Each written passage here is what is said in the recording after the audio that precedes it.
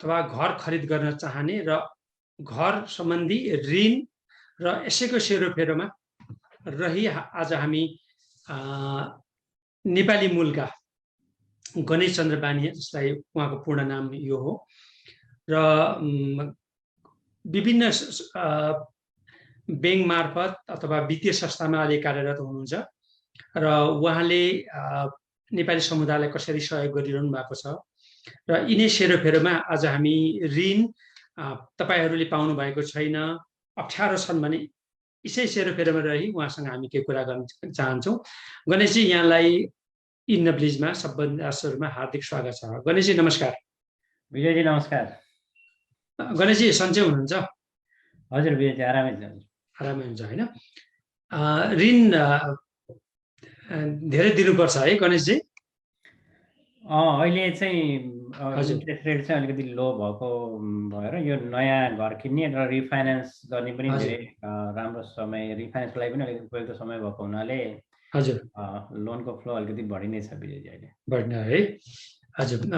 दर्शक महानुभावहरू, हामी अलिकति औपचारिक रूपमा प्रवेश गर्न चाहन्छौँ। अब मैले अलिकति गणेश चन्द्र बानिया भनेको को भन्दा मैले संक्षेपमा यहाँहरूलाई नेपाली समुदायलाई, विशेष गरी अमेरिकामा बस्ने समुदायलाई चिनाउन जरुरी पनि हुन्छ।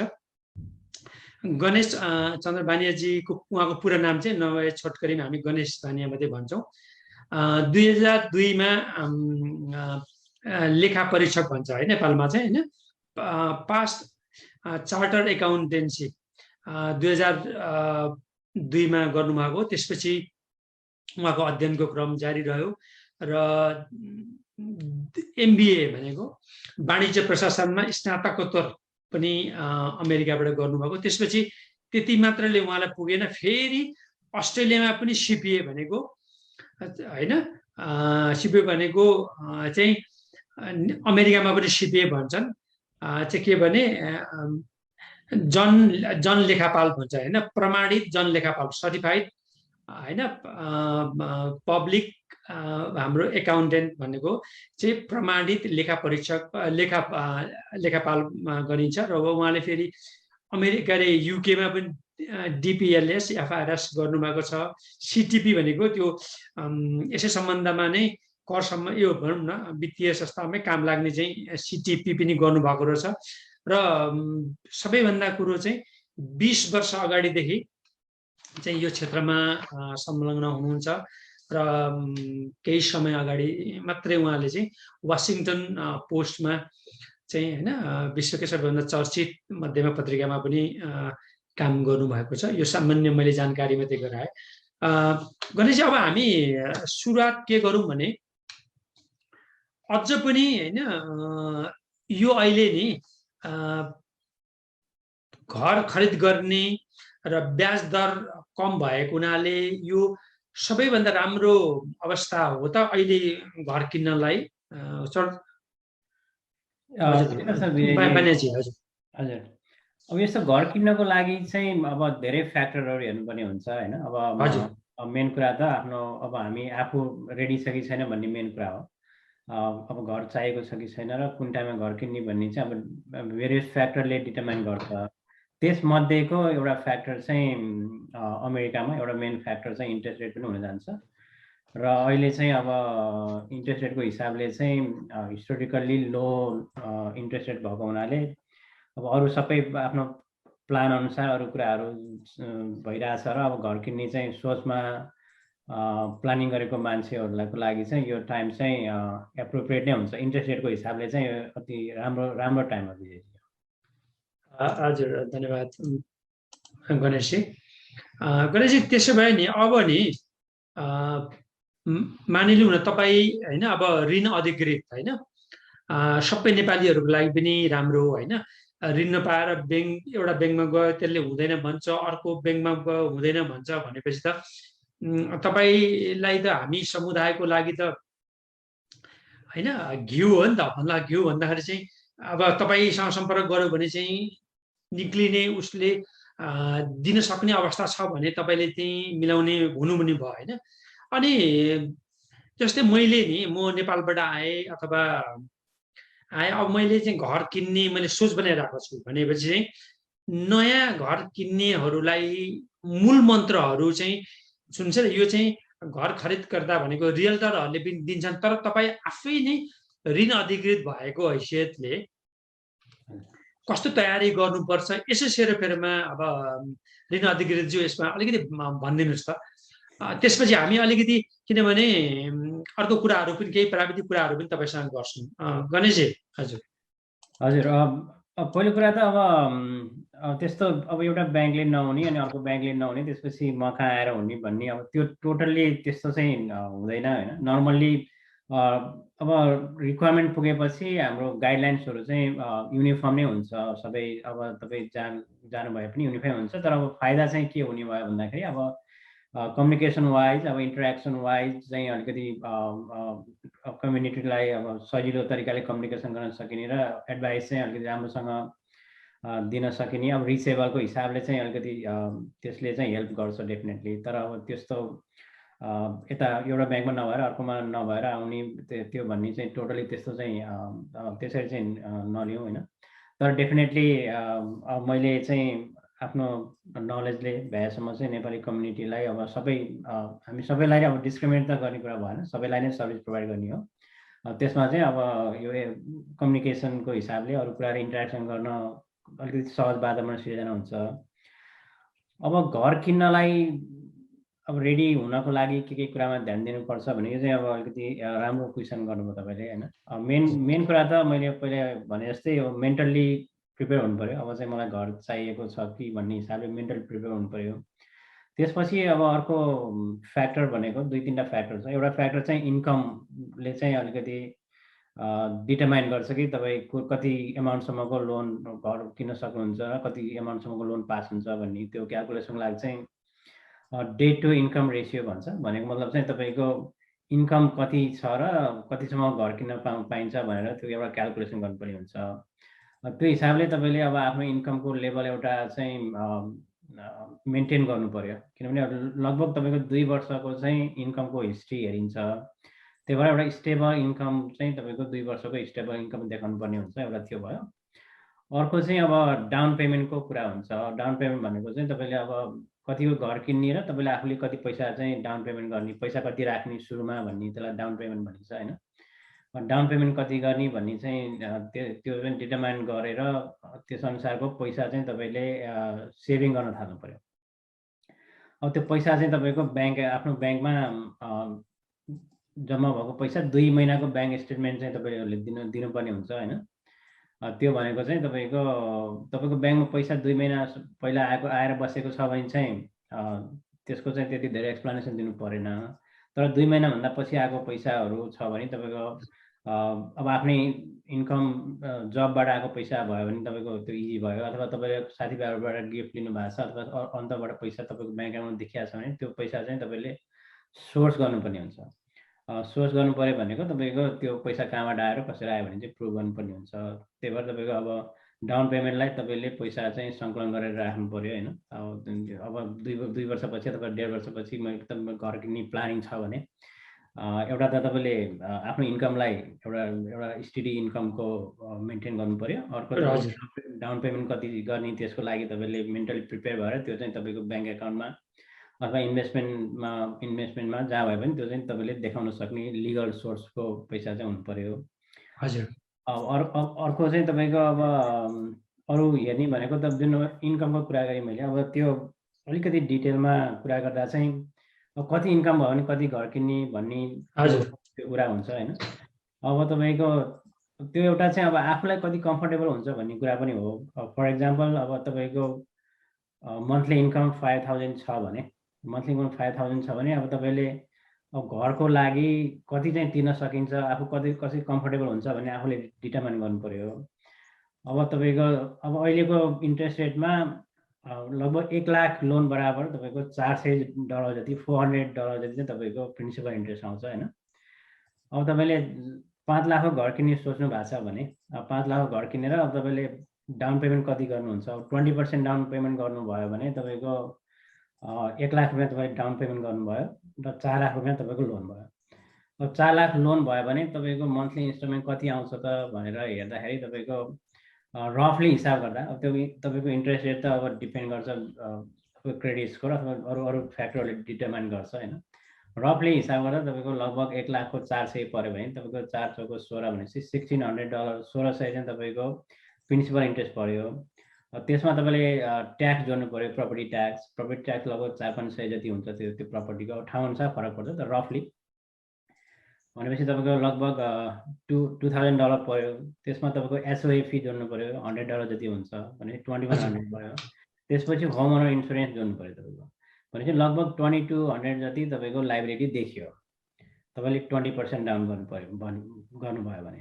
गणेशजी एक रोके, धेरै गजाङ मुनि नेपाल अमेरिकामा नि घर किन धेरै गजाङ मुनि छ नि, यतापट्टि मान्छ यतापट्टि मान्छ, यतापट्टि मान्छ यतापट्टि तानेको हुन्छ। त्यस्तो नेपालमा त हुँदैन नि त गणेशजी। निकै अरे आर्थिक रूपले सुम्लम नै बसाउँछ जस्तो देखियो नि त अमेरिकामा।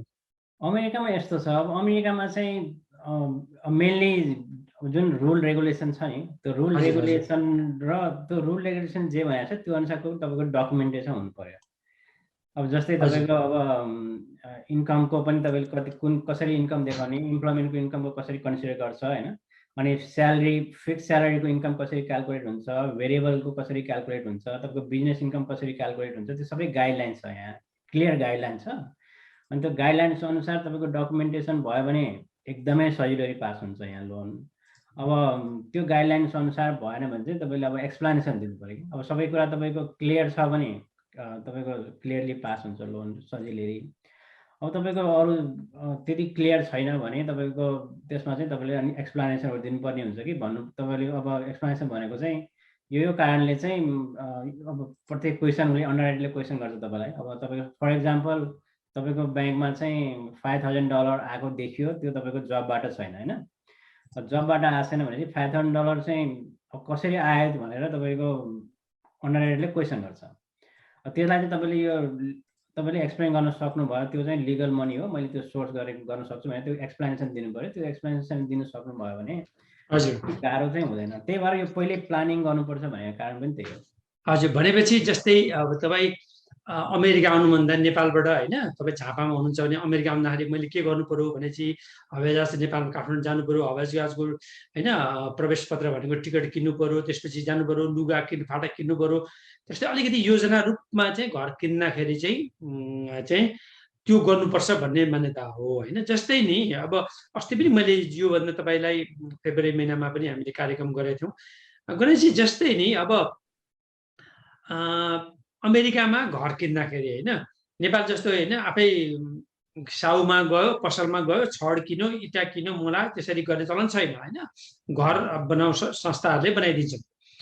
भनेपछि तपाईँहरूले अहिले अमेरिकामा कसैले घर किन्नु पर्यो भने सबैभन्दा सुरुमा ऋण अधिकृत तपाईँहरू कहाँ हामीले गएर होइन गणेशजी म मेरो यति क्षमता छ, यस्तै छ, मेरो हेरिदिउँ भनेर तपाईँलाई हामीले पहिले भन्ने कि पहिले चाहिँ होइन यो अभिकर्ता हुन्छन्, घर खरिद बिक्री अभिकर्ता भनेको रियल्टरहरूलाई गरेर जाने। जहिले पनि हामीले गर्दा पनि हामीले पनि घर किन्यौँ, पहिले सुरुमा चाहिँ घर अभिकर्तासँग गयो, घर खरिद बिक्री होइन अभिकर्तासँग गयौँ, त्यसपछि उहाँले तपाईँहरूलाई लगेको देखियो होइन। यो खास चाहिँ नियममा नभनौँ, यो खासमा जानुपर्ने के हो त? तपाईँ आफै अधिकृत भएको हुनाले के गर्नुपर्छ? अब तपाईँले भनिहाल्नु ठ्याक्कै यो नियममै यो पहिला भन्नुभन्दा पनि अब फ्याक्ट चाहिँ अब के हो भन्दाखेरि तपाईँ अब कति तपाईँ क्वालिफाई हुनुहुन्छ भन्ने तपाईँलाई थाहै नभइकन तपाईँ अब घर हेर्नु थाल्नुभयो भने त तपाईँलाई थाहा हुँदैन नि त कति क्वालिफाई हुनुहुन्छ, क्वालिफाई हुनुहुन्छ कि हुनुहुन्न। त्यो हिसाबले अब तपाईँले लोन अफिसरसँग पहिला कुरा गरेर सबै डकुमेन्ट दिएपछि अनि तपाईँको सबै डकुमेन्ट हेरेपछि चाहिँ हामीले प्री एप्रुभल लेटर भन्ने इस्यु गर्छौँ क्या। तपाईँको सबै डकुमेन्ट हेरेपछि चाहिँ यतिसम्म लोन चाहिँ पास हुन्छ भनेर हामी यो लेटर दिन्छौँ। अब त्यो सबै डिटर्माइन गरेर त्यसपछि घर हेर्नु थाल्नुभयो भने तपाईँलाई सजिलो भयो नि त। अब तपाईँको पनि टाइम वेस्ट भएन, रियल्टरहरूको पनि टाइम वेस्ट भएन। तपाईँले अब घरलाई अफर जुन कन्ट्र्याक्टलाई हामीले अफर हाल्ने भन्छ होइन, अफर हाल्नको लागि पनि प्री अप्रुभल लेटर चाहिन्छ क्या, लेन्डरको प्री अप्रुभल लेटर। यो मान्छे चाहिँ तपाईँको लोनको लागि यतिसम्म लोनलाई एप्रुभ भएको छ भनेपछि अनि त्यो लेटर भएर मात्रै तपाईँको अफर हाल्नु पाइन्छ। त्यसमा सरसल्लाह त अब रियल्टरसँग पहिला गर्दा पनि फरक त परेन। अब तपाईँको भनेपछि जस्तै गणेशजी, जस्तै तपाईँको काम के हो? तपाईँले चाहिँ यतिसम्मको म ऋण दिन्छु भनेर तपाईँले सिफारिस गर्ने हो? हजुर, त्यो हामीले लेटर नै इस्यु गर्नुपर्ने हुन्छ। हामीले लेटरमै यतिसम्म लोन चाहिँ यो मेरो मैले डकुमेन्टहरूको आधारमा यो मान्छे चाहिँ यतिसम्म लोनको लागि क्वालिफाई हुन्छ भनेर त्यो प्री अप्रुभल लेटर भन्छ। त्यो लेटर चाहिँ इस्यु गर्नुपर्ने हुन्छ हामीले लोन अफिसरले। त्यो लेटर इस्यु गरेपछि मात्रै नर्मल्ली अफर इन्टरटेन हुन्छ क्या। अब तपाईँ आउनुभयो, घर किन्न मन लाग्यो, देख्नुभयो घर, त्यसपछि ल म 1 मिलियनको घरमा अथवा 500,000 घरमा ल मलाई अफर हाल्नु पऱ्यो भनेर अब थाहा छैन नि त, तपाईँको फाइनेन्सियल त थाहा हुँदैन अर्को मान्छेलाई। अब त्यो सेलरले त अब त्यो अफर कसरी एक्सेप्ट गर्ने त? किनभने अब थाहा छैन यो मान्छेको फाइनेन्सियल के छ, अब पास हुन्छ कि हुँदैन लोन भनेपछि त्यो अलिकति त्यहाँ डाउट क्रिएट भयो नि त। अब त्यसको लागि चाहिँ अब यो लेटर लिएर गइसकेपछि थर्ड पार्टी अब मोर्गेज अफिसरले चाहिँ सर्टिफाई गरेपछि लेटर भइसकेपछि चाहिँ यो मान्छेको फाइनेन्सियल ठिक रहेछ, लोन चाहिँ पास हुन्छ भनेर तपाईँको त्यो सेलरले चाहिँ अफर एक्सेप्ट गर्नलाई त्यो एउटा चाहिँ जरुरी डकुमेन्ट भयो त्यो। हजुर, धन्यवाद गणेशजी। गणेशजी, अब यसमा आयौँ। अब मसँग त अघि त हुन त तपाईँले अघि व्याख्या गर्नुभयो नि, यो घरको कति मूल्य छ र मेरो चाहिँ क्षमता कति छ भनेर चाहिँ होइन तपाईँले भन्नुहुँदैन होइन, मूल्य कति छ र मेरो गच्छ अनुसार चाहिँ कसरी घर पाइन्छ भन्ने कुरामा चाहिँ कसरी पत्ता लगाउने र यो चाहिँ मूल जड चाहिँ पहिलेसम्म हामी कोसँग सम्पर्क गर्ने गणेशजी? त्यो म पहिला त्यही नै कुरा गर्दै थिएँ। हजुर, म त्यसलाई ठ्याक्कै कन्टिन्यू भनिदिनुहोस् त। हजुर, अब हाम्रो अहिलेको हिसाबमा तपाईँको 5 लाखको घरलाई 20% डाउन गरेर चाहिँ 4 लाखको लोन भएको थियो होइन। 4 लाखको लोनमा सरल हिसाब गर्दाखेरि अहिलेको इन्ट्रेस्ट रेट रफली, यो त अब तपाईँको इन्डिभिजुअलमा अलिअलि डिपेन्ड गर्छ होइन, अब 2100-2200 रुपियाँ चाहिँ तपाईँको मन्थली मोर्गेज हुँदो रहेछ होइन। अब त्यो चाहिँ तपाईँको हाउसिङ लाइबिलिटी भयो त्यो। अब त्यसमा तपाईँको के गर्नुपर्छ भन्दाखेरि अरू लाइबिलिटी पनि जोड्नुपर्छ। अब 2200 त तपाईँको घरको भयो, त्यसपछि तपाईँको गाडीको होला लोन होइन। अब गाडीको लोन तपाईँको 500 रुपियाँ पर मन्थली लाइबिलिटी जति छ होइन। अब 500 रुपियाँ तपाईँको लाइबिलिटी छ भने त्यो पनि तपाईँको लाइबिलिटी भयो। अब 2200 र 5 गरेर तपाईँको 2700 तपाईँको लाइबिलिटी भयो। अब त्यसमा अरू तपाईँको एजुकेसन लोन होला अथवा क्रेडिट कार्डको मिनिमम पेमेन्ट होला, त्यो छ भने त्यो पनि जोड्नु पर्यो। अब त्यो हामीसँग 300 को रहेछ भने सपोज गऱ्यो भने तपाईँको 27 र 3 भनेपछि 3000 को चाहिँ तपाईँको टोटल लाइबिलिटी आयो। डेट इन्कम रेसियो जुन डेट टु इन्कम भन्ने जुन मैले टर्म भनेको थिएँ नि पहिला, भनेपछि तपाईँको डेट लाइबिलिटी चाहिँ 3000 आयो होइन। तपाईँको इन्कम 5000 थियो भने तपाईँको लाइबिलिटी चाहिँ तपाईँको 3000 आयो भनेपछि तपाईँको डेट टु इन्कम चाहिँ तपाईँको हाई हुनुभयो। अब त्यो डेट टु इन्कम हाई भयो, 5000 कमाउने मान्छेले तपाईँको 3000 को लाइबिलिटी तिर्न सक्छ कि सक्दैन भने पहिला त आफूले एसेस गर्नु पर्यो।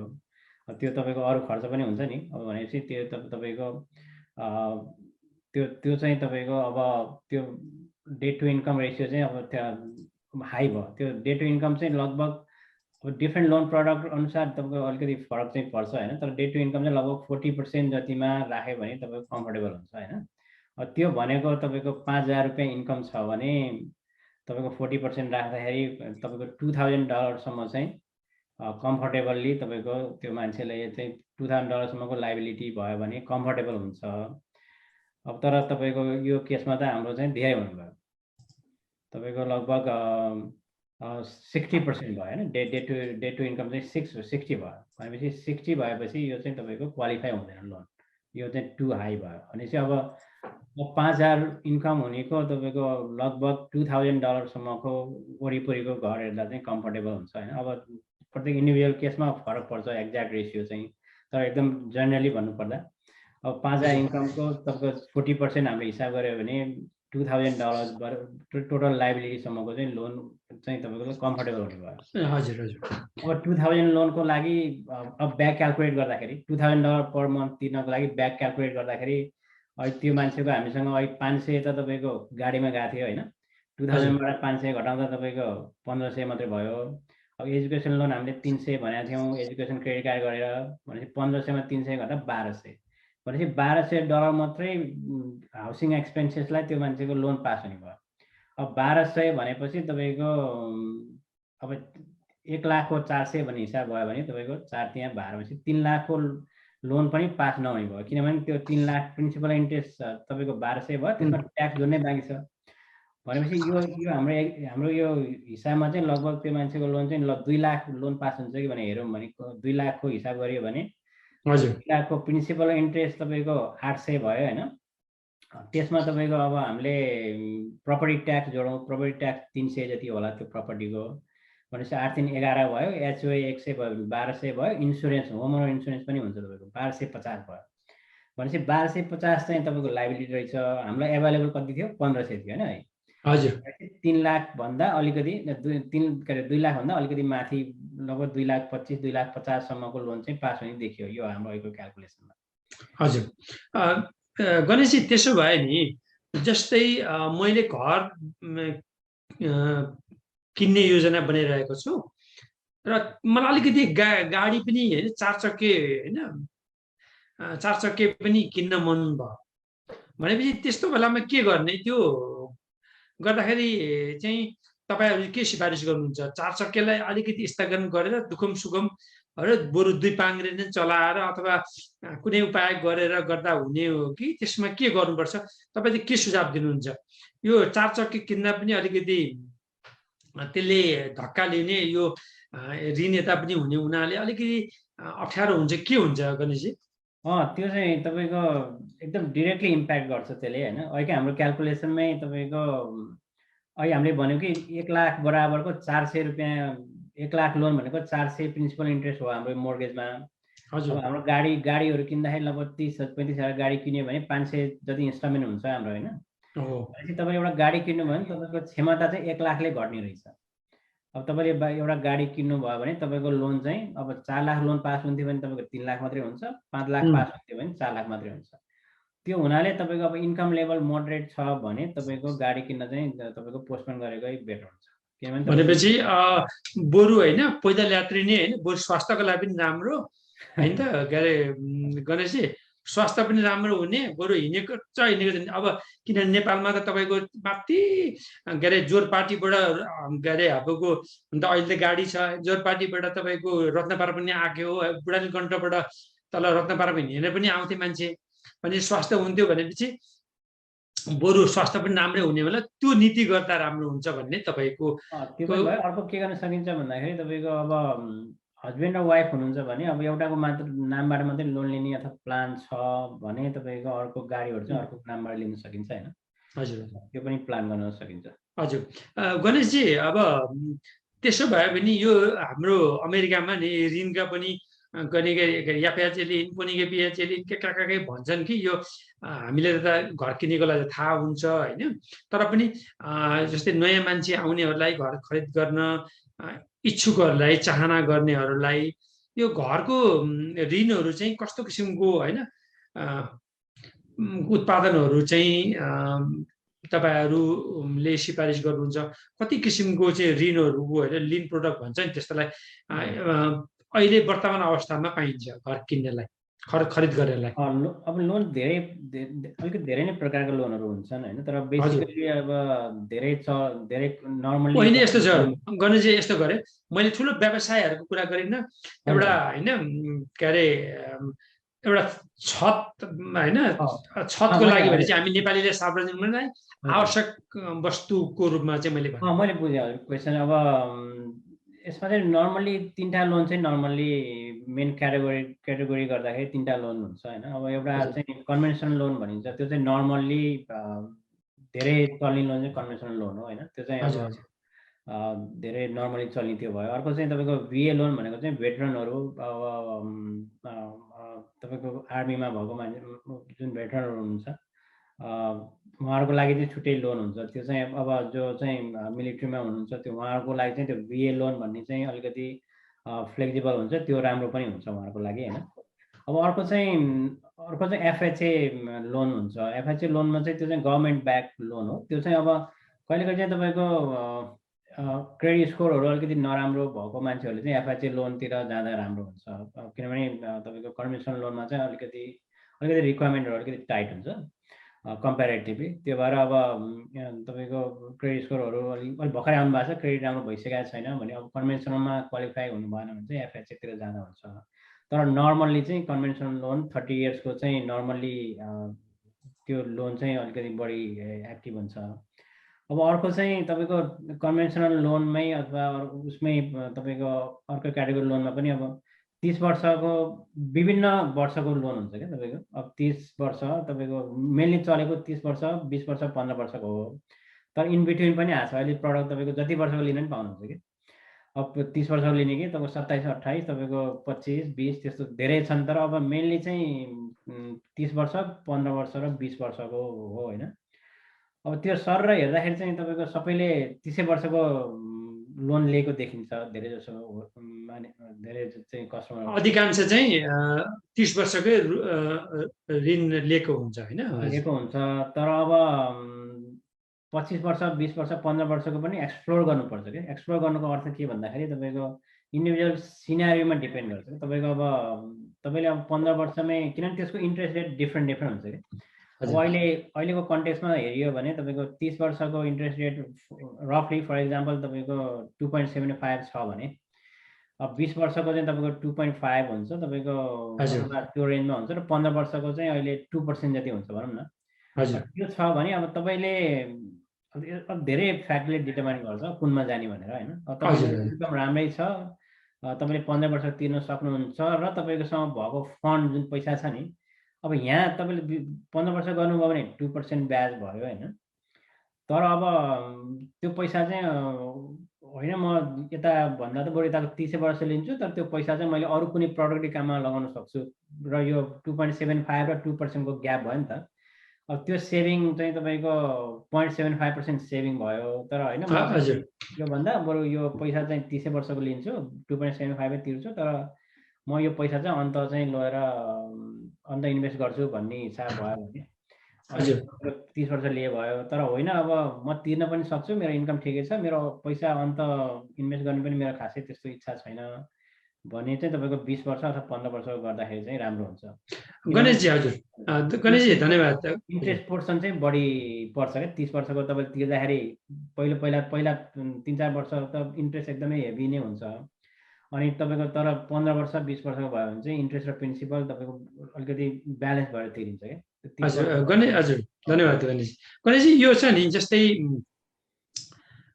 तपाईँलाई नि जस्तै अब तपाईँ त अहिले डिएमबी होइन होम लोन भन्ने त्यसमै तपाईँ काम गर्नु, संस्थाको नामै तपाईँको त्यही होइन, डिएमबी होम फन्डिङ एलएलसी भन्नेमा संस्थामा काम गर्नुहुन्छ भनेपछि जस्तै तपाईँलाई कसैले होइन मानिलिउँ म सिकागोमा छु, क्यालिफोर्नियामा छु, म न्युयोर्कमा छु, मान्छेले अब घर किन्नलाई चाहिँ ओहो गणेश चन्द्र बानिया ऋण अधिकृत भनेर उहाँले भन्नुभयो भने तपाईँ के पनि गर्न सक्नुहुन्न है बाहिर राज्यलाई?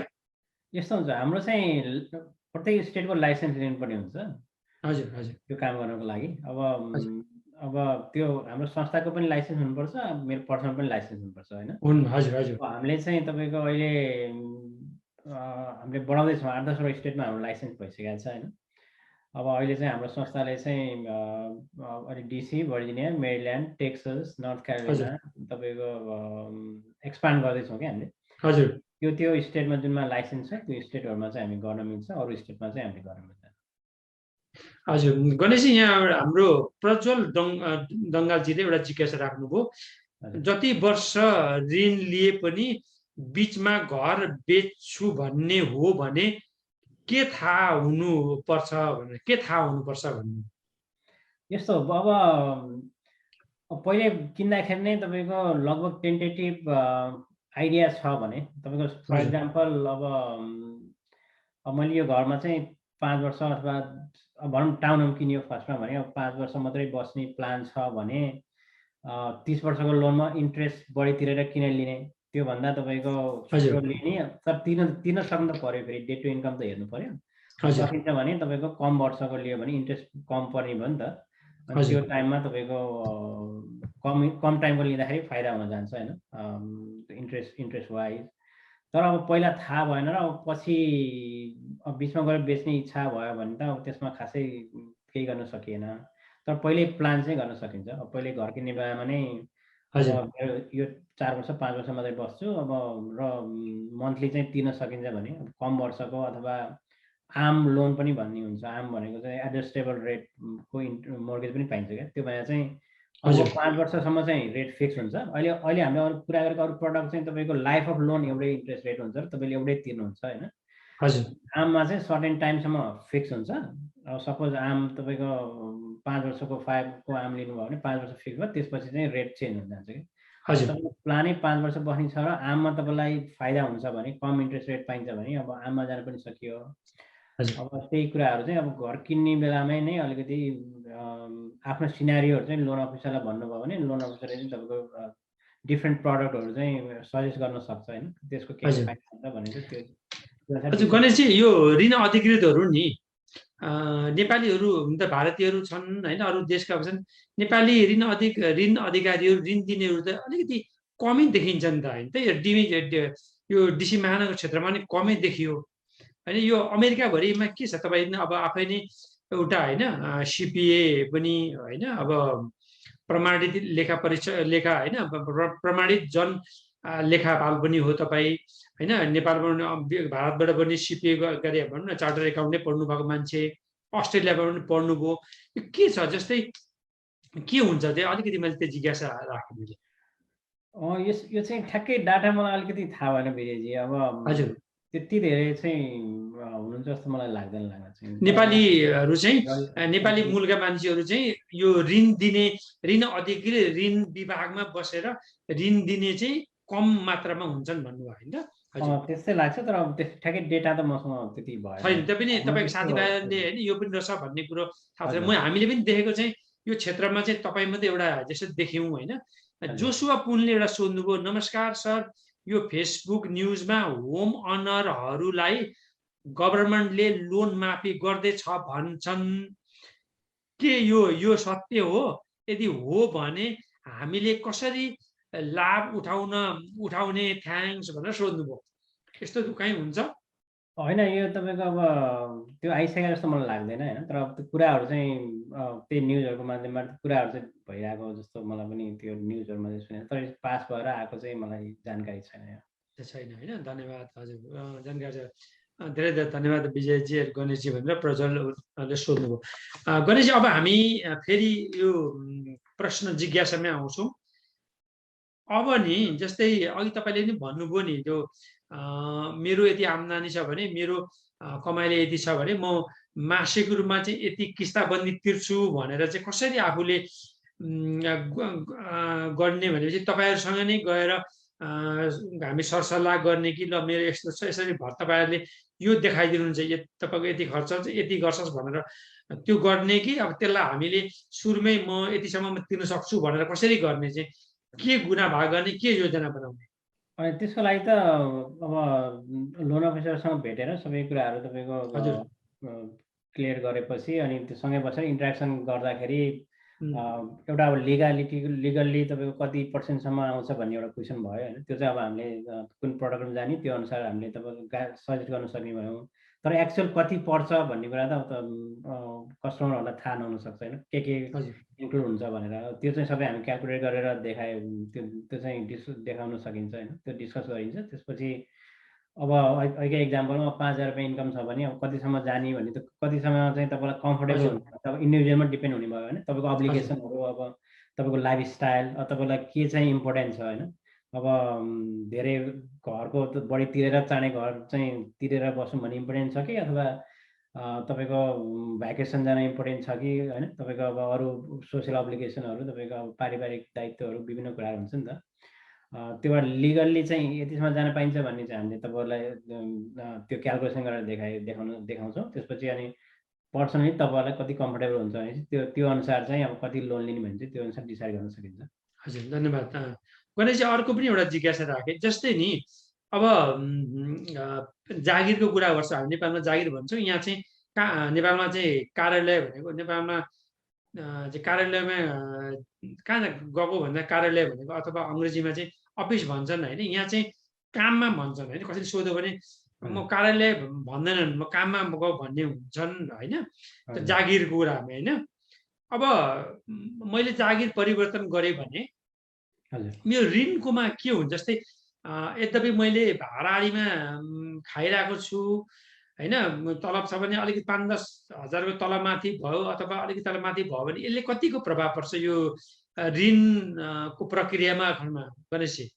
किनभने तपाईँ नै अब ऋण दिने होइन, नेपाली मूलको होइन, अधिकृत भएको हिसाबले त्यही जिज्ञासा यसमा चाहिँ दुईटा त्यो इन्कम चाहिँ जब दुईटा किसिमबाट हेर्नुपर्ने हुन्छ होइन। एउटा चाहिँ तपाईँको जुन मन्थली फिक्स इन्कम हुन्छ नि, जुन स्यालेरी फिक्स इन्कम हुनेमा चाहिँ तपाईँको जुन लेटेस्ट पेमेन्ट हुन्छ त्यसलाई नै कन्सिडर गरिन्छ। अब सपोज तपाईँको अब अहिलेसम्म एउटा जबमा तपाईँले $5,000 मन्थली तपाईँले प्याकेज थियो, मन्थली 5,000 ड्र गर्नुहुन्थ्यो भने अब नेक्स्ट आजै तपाईँले नयाँ अफर लेटर लिनुभयो, तपाईँको नयाँ अफर लेटरमा चाहिँ तपाईँको 6,000 पर मन्थ भयो भने 6,000 नै कन्सिडर गरिन्छ होइन। त्यो भएर त्यो मन्थली इन्कममा चाहिँ तपाईँको त्यति खासै फरक पर्दैन। अब आवरली इन्कममा चाहिँ अब त्यसको क्यालकुलेसन चाहिँ अलिकति डिफ्रेन्ट तरिकाले गर्नुपर्ने हुन्छ। अब तपाईँको इन्क्रिज भइरहेछ कि डिक्रिज भइरहेछ कि होइन।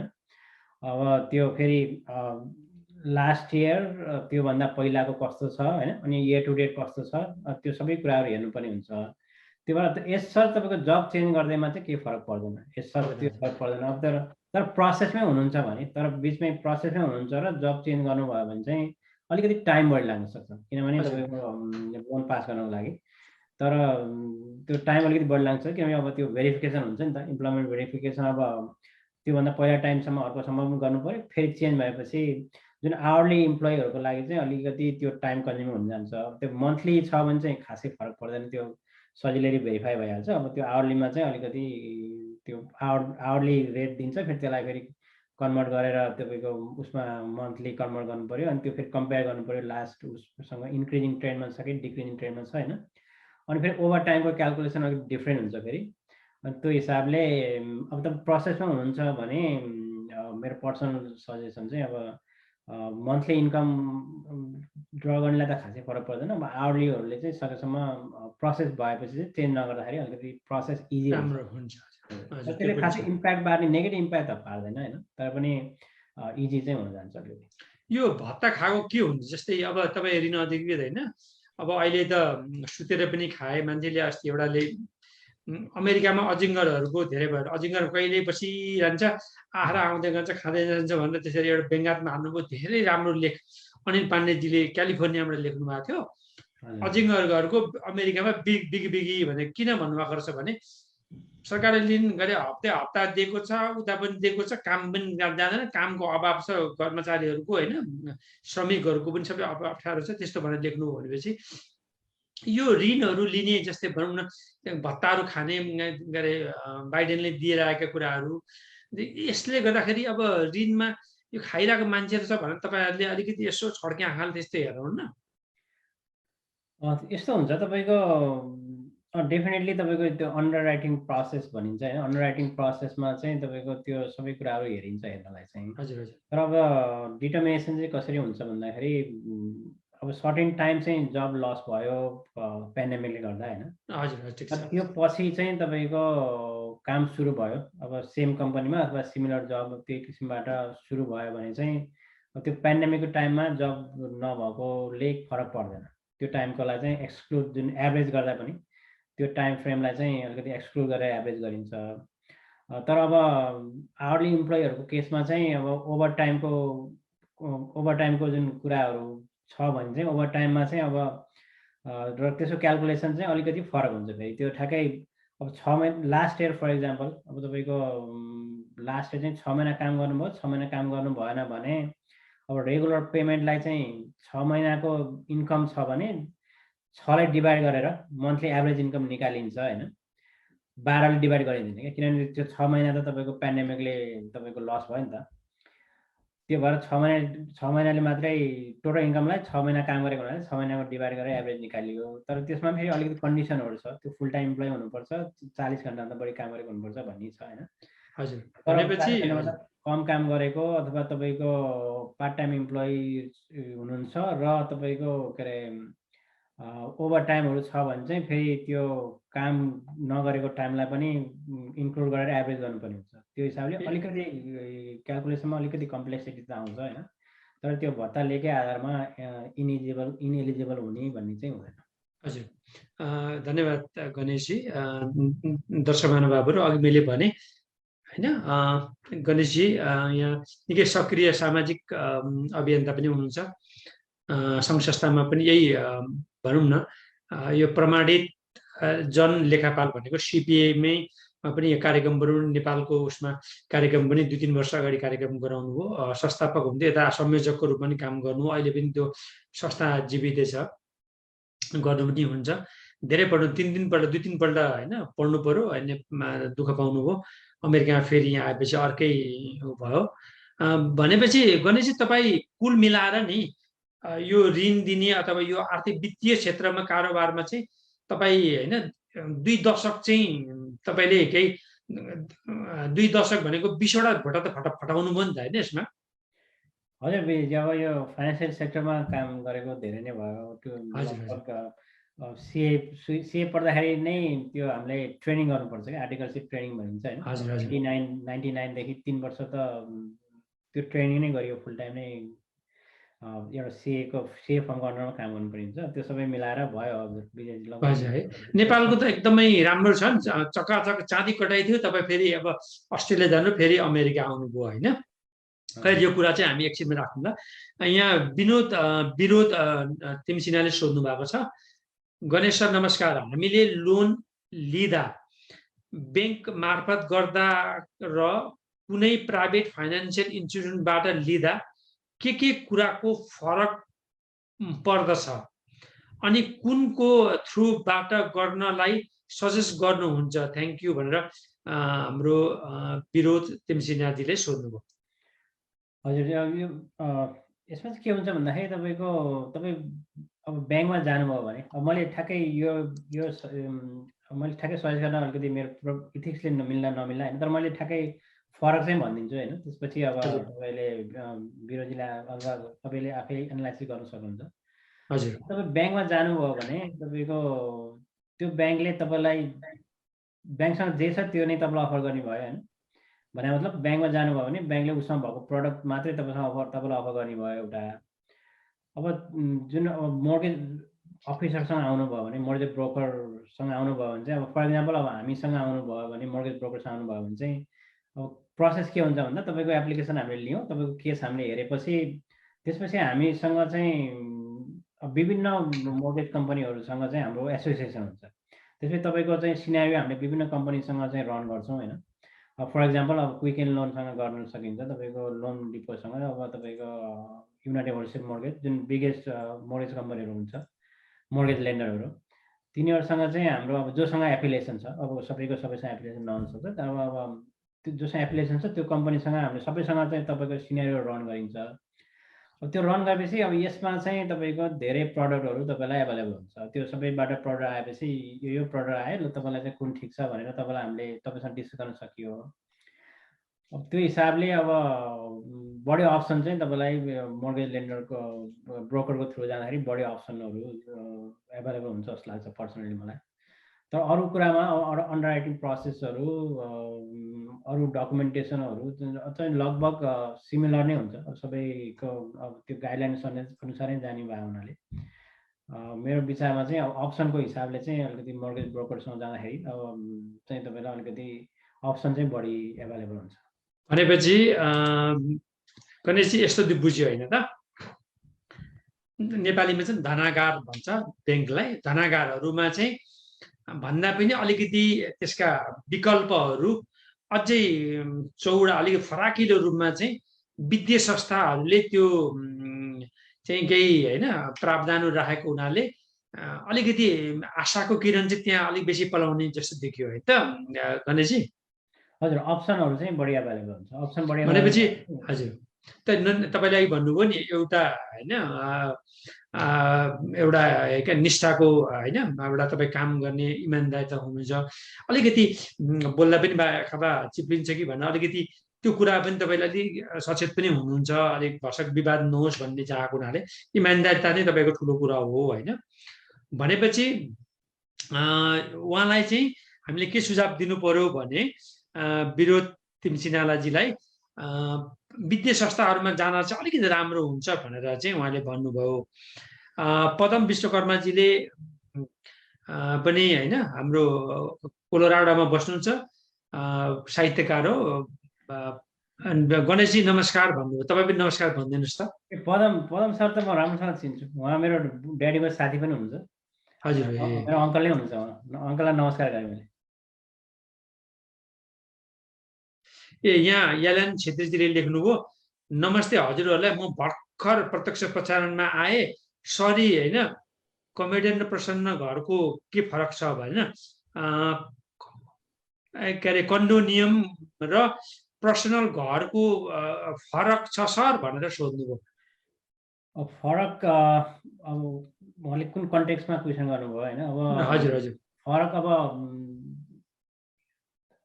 फरकको दुई अब मैले मोर्गेजकै हिसाबले एन्सर गर्नु पर्दा चाहिँ हजुर अलिकति कन्डो र तपाईँको इन्डिभिजुअल घरमा क्वालिफिकेसनको हिसाबले चाहिँ अब कन्डो फी चाहिँ अलिकति हाई हुन्छ होइन त्यो कन्डो फी चाहिँ अलिकति विचार गर्नुपर्ने हुन्छ कन्डोनियम भनेको अब एउटै घर माथि थुप्रै घरहरूमा कोठामा एउटा चाहिँ नेपालमा चाहिँ ऊ भन्छ नि होइन आवास गृह भनेको एपार्टमेन्ट होइन एउटा जस्तै हुन्छ हजुर होइन त्यो त्यही मैले अलिक क्वेसन त्यसै अब मोर्गेज हिसाबले एज अ कन्डो र उसको भन्नाले रियल्टरको हिसाबले सोध्नु भएको हो कि अथवा मोर्गेजमा के फरक छ भन्ने सोध्नु भएको त्यो चाहिँ अलिकति कन्फ्युज भएन होइन हजुर त्यो के अरे छेत्रीजी हजुर छेत्रीजीलाई आग्रह गर्न चाहन्छु तपाईँको खास उहाँले होइन राम्रोसँग नबुझ्नु भएको हुनाले प्रश्न अलिकति स्पष्ट नबुझेको हुनाले गर्न चाहन्छु म सोनिया केसीजी जी यदि होइन हाम्रो क्यालिफोर्नियामा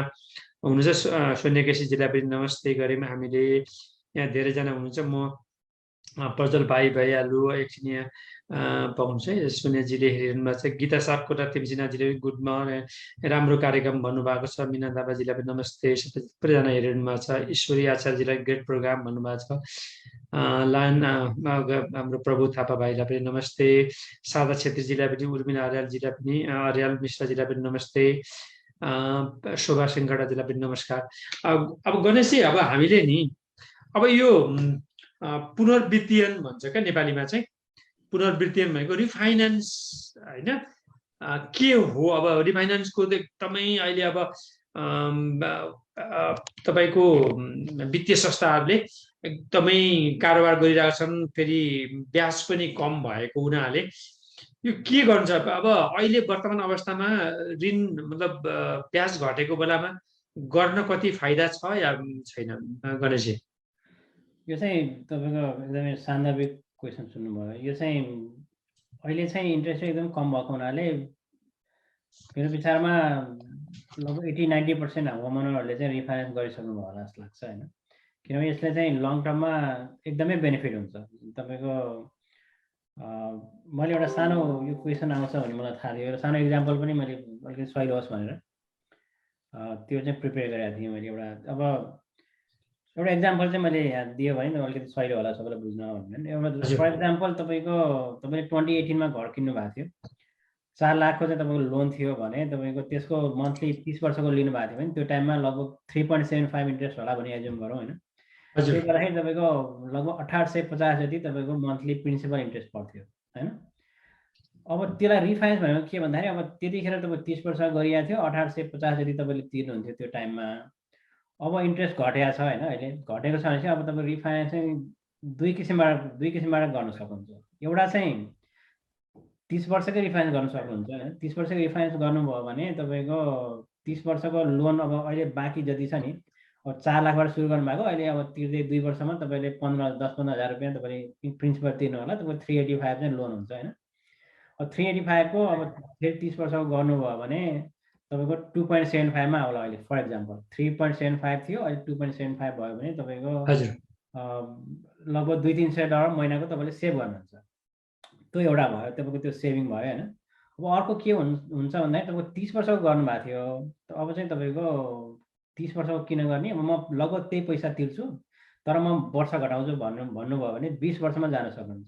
मैले चाहिँ धेरै चाहिँ नेपाली कम्युनिटीमा साथीहरूलाई चाहिँ त्यो चाहिँ अलिकति सजेस्ट गरिरहेको छु कि त्यो अनुसारले धेरैले गरि पनि रहनु भएको छ। अब त्यही सिनारीमा तपाईँले त्यही लोनको हामीले कुरा गरेको 385 को ब्यालेन्स भएको लोनलाई तपाईँले 20 वर्षमा गर्नुभयो भने अहिलेको रेटमा लगभग 2050 जति पर्छ तपाईँलाई, 2000 पर्छ। अब हाम्रो 1852 थियो, 2000 पर्यो, 150 मात्रै तपाईँले बढी तिर्नुभयो पर मन्थ होइन। तर तपाईँले उता कति घटाउनु भयो, 8 वर्ष घटाउनु भयो। 8 वर्षसम्म तपाईँले 1852 को दरले तपाईँको सेभ गर्नुभन्दा मैले यो क्यालकुलेट गरेर गरेको थिएँ, हेर्दाखेरि तपाईँको लगभग 1 लाख तपाईँको 25,000 को वरिपरि 125,000 चाहिँ तपाईँको सेभिङ हुँदो रहेछ। त्यो चाहिँ तपाईँको ओभरअल सेभिङ। र रिफाइनेन्स गर्दाखेरि तपाईँलाई कस्ट लगभग 2000-3000 जति कस्ट आउँछ होइन। तर अब बेनिफिट चाहिँ तपाईँको राम्रो बेनिफिट हुन्छ, किनभने त्यो लामो ठुलो लोनमा तपाईँको 1.5% 1% भनेको पनि ठुलो एमाउन्ट हुन जान्छ नि त।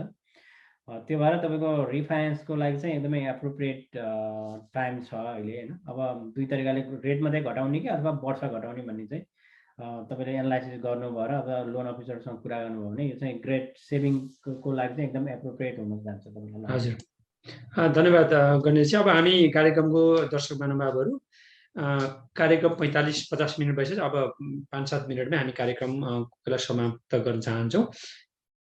अब अघि तपाईँले पनि भन्नुभयो नि होइन, सबभन्दा राम्रो अहिले चाहिँ नि यो ऋण घटेको बेला चाहिँ 3 किसिमको हुन्छ, 30 वर्ष, 20 वर्ष या 15 वर्ष। कुनमा चाहिँ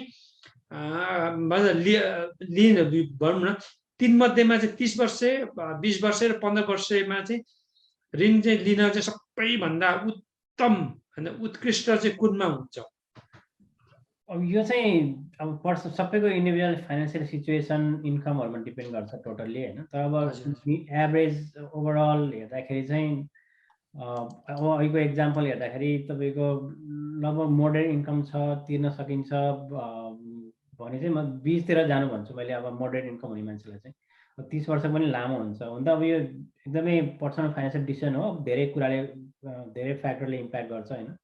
जस्तै अब भएको अब 20 वर्ष गर्दा अलिकति बढी तिर्नुपर्छ, 30 वर्ष गर्दा अलिक कम तिर्नुपर्छ। त्यो कम तिरेर भएको सेभिङको पैसालाई अन्त लगानी गरेर त्यसबाट बढी प्रतिफल लिने कसैको त्यो छ भने त्यो फेरि त्यो डिसिजन अलिकति फरक हुन जान्छ होइन। तर नर्मल सिनारियोमा हेर्दाखेरि चाहिँ तपाईँको 30 वर्षलाई 20 वर्षमा गर्दाखेरि चाहिँ लगभग लाइबिलिटी सेम नै जस्तो देखिन्छ। प्रत्येक महिना तिर्ने लगभग त्यही नै देखियो नि हाम्रो हिसाबमा। हजुर हजुर देखियो। तर तपाईँले 8 वर्ष सेभ गर्नुभयो भनेपछि त्यो चाहिँ अब लङ टर्ममा हिसाब गर्दा ग्रेट सेभिङ हो क्या त्यो। त्यो भएर अब कोही मान्छे चाहिँ अब अझै अलिकति बढी इन्कम छ, लोन अलिक कम छ भने 15 वर्षमा पनि धेरै जानु भएको छ। अहिले 15 वर्ष जाँदाखेरि अहिलेको दिनमा लगभग इन्ट्रेस्ट रेट चाहिँ 2% भन्दा पनि तल छ अहिले 15 वर्षको। भनेपछि 2% तल छ भनेपछि अब 3% 4% कसैको छ भने 2% भन्दा तल भनेको त अब एकदमै ठुलो सेभिङ हो नि त।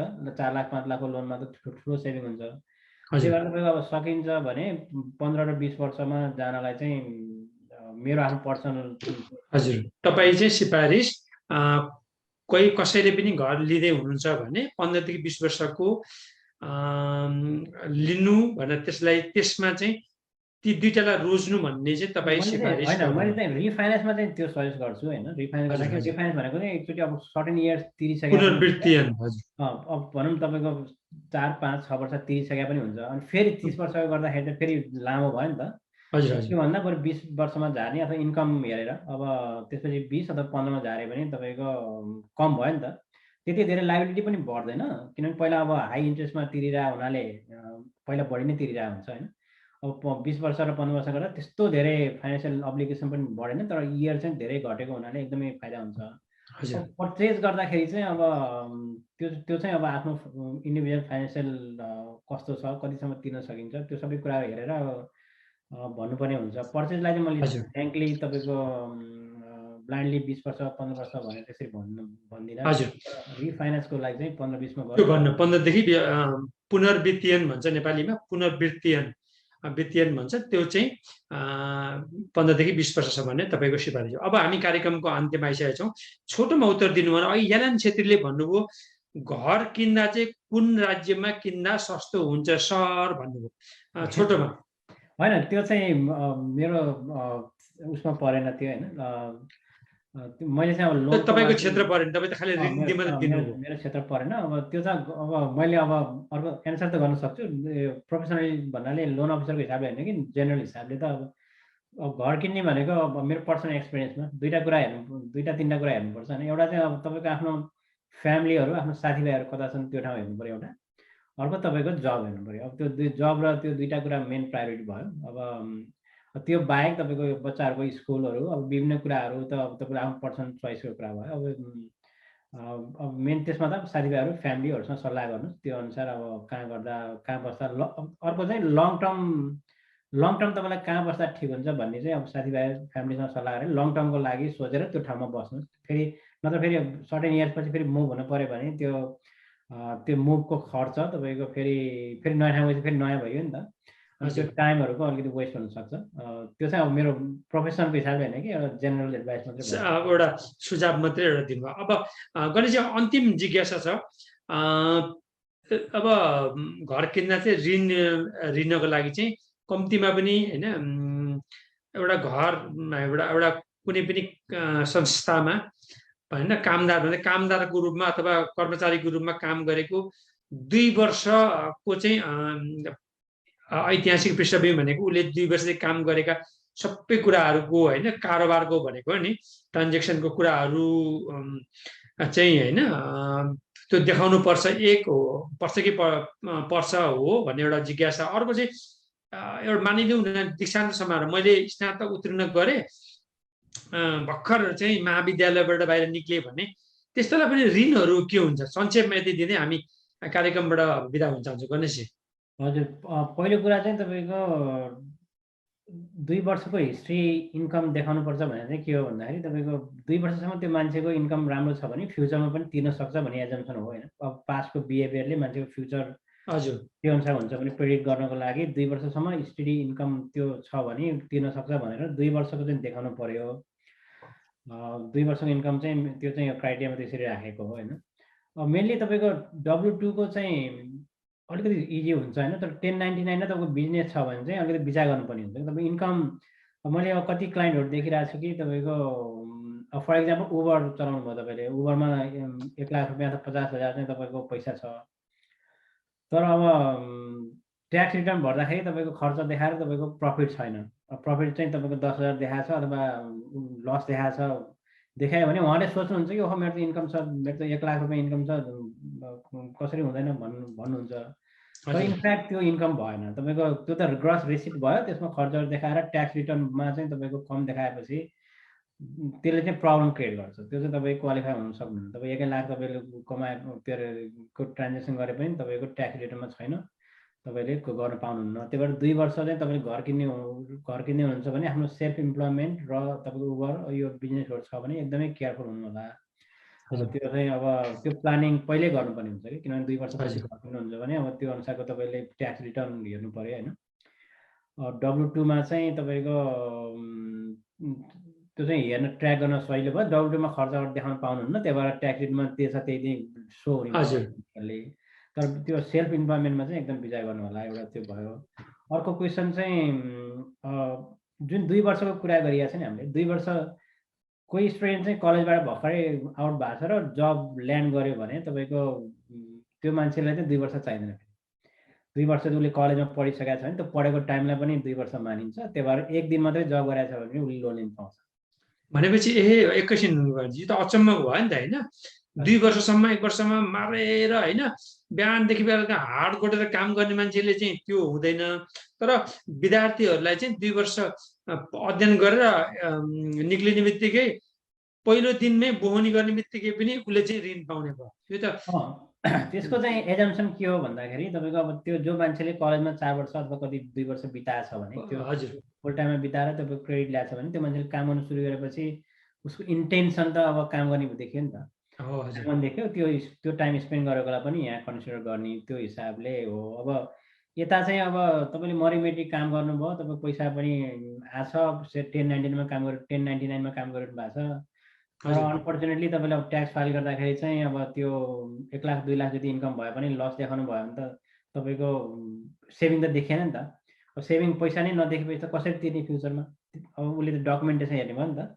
डकुमेन्टेसन हेर्दा चाहिँ अब तिर्न नसक्ने मान्छेलाई लोन दिएर त काम भयो भनेपछि त्यसरी चाहिँ लोन पास हुँदैन त्यो। गणेशजी तपाईँसँग होइन असाध्यै खुसी लाग्यो। तपाईँ ऋण अधिकृत हुनुहुन्छ, नेपाली मूलको, सबैलाई सहयोग पनि गर्नुहुन्छ भनेपछि अब यो डिसी महानगर क्षेत्रमा बस्ने कोही पनि हुन्छ, घर खरिद बिक्रीकर्ता अभिकर्ता भन्छन्, एजेन्टहरू जस्तै विभिन्न रियल्टरहरूले पनि तपाईँसँग सम्पर्क गर्दा हुन्छ होइन?